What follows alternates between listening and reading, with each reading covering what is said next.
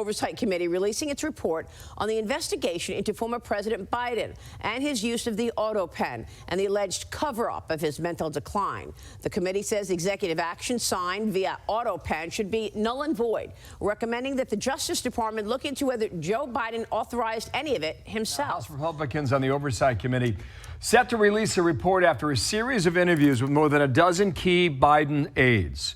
He hand-signed many executive orders, but he did not hand-sign all executive orders. Do you know any of the actual staff who were using the Autopen?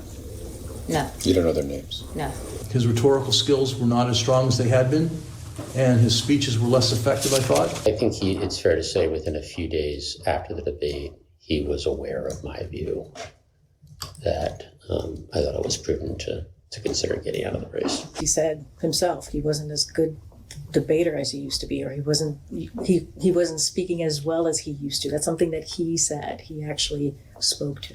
There is a legal avenue. That's what the investigation concluded, that any of those executive actions that were signed by the Autopen and the Biden administration should be void. Do you think that's possible? Nothing this incredible and insane has happened before. This was not something that the forefathers anticipated.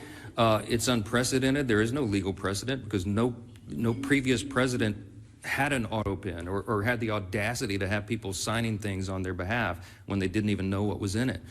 And so we're in uncharted waters as a nation. As we say up here all the time, we're so tired of making history. I just want normal times, normal Congress again. But the Biden administration was unprecedented in so many ways, and the president was checked out of his job for quite some time, and everybody knows it. And there was a cover-up. The people around him who were they would give him scripts to follow. They would point him literally in the direction, stand here, sir, wave like this. And he didn't know what he was signing. So there's all sorts of just incredible implications. It sounds like a terrible novel or something, but this is reality.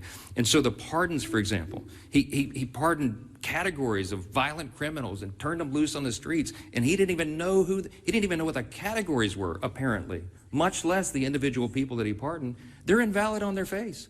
I mean, I used to be a constitutional law litigator. I would love to take this case and go into the courts and make that law to set the precedent. You can't allow a president to check out and have unelected, unaccountable, faceless people making massive decisions for the country.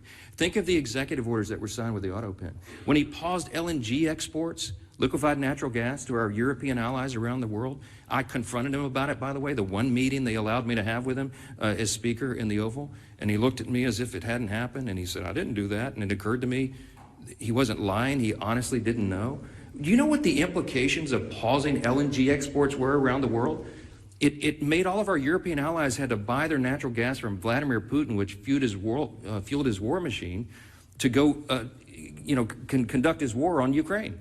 It destabilized our energy sector, and it had us step back 3 or 4 steps of energy dominance around the world. Take a look at this. This is really the process that the pardons went through when it went through the Autopen. You can see this is like a game of telephone here. It starts off with a staffer who tells former Chief of Staff Jeffrey Zients's aide, Rosa Poe, so not even Jeffrey Zients, but his aide, about the decision from the president. Then Poe calls Zients to inform him of the pardon decision, and then Zients tells Poe to send an email from his personal account to authorizing the Autopen. Then she sends an email approving the Autopen use from Zients' account, signed JZ. Someone in the staff secretary's office would then convey that to someone who would then use the Autopen for pardons. So you see here why there are so many questions. Now, it all comes after the panel dragged in more than a dozen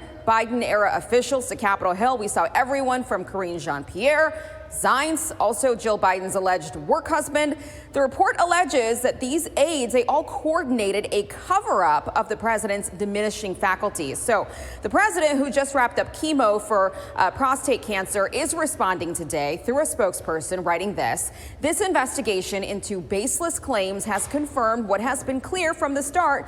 President Biden made the decisions of his presidency. There was no conspiracy, no cover-up, no wrongdoing. Congressional Republicans Republicans should stop focusing on political retribution and instead work to end the government shutdown.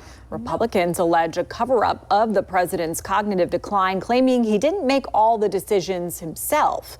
The White House calls those claims lies. Biden has granted more than 4,200 pardons and more than any previous president, and Democrats are expected to denounce the report as partisan.